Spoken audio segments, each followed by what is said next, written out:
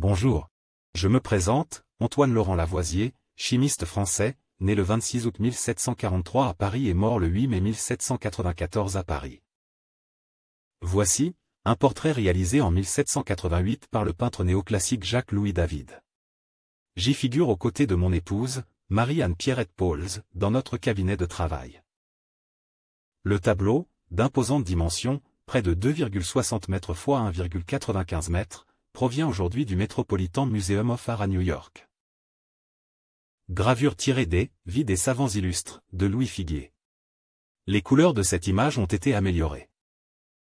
Je montre à mes collègues scientifiques une expérience qui a révélé la composition de l'air, en 1776. J'ai démontré que, lors d'une réaction chimique, la masse totale des produits est égale à la masse totale des réactifs. Cette loi fondamentale est connue sous le nom de la loi de conservation de la masse. D'où ma célèbre phrase, « Rien ne se perd, rien ne se crée, tout se transforme ».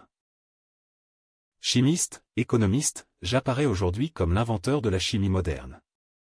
Je fus un pionnier de la recherche sur l'oxygène, la poudre à fusil et la composition chimique de l'eau. J'ai repensé également la façon dont la science devait être théorisée et expliquée. En 1789, je publie mon ouvrage le plus célèbre et sans doute le plus complet, le traité élémentaire de chimie. Le traité se compose de plusieurs parties. D'une introduction générale, qui définit les principes de la méthode expérimentale.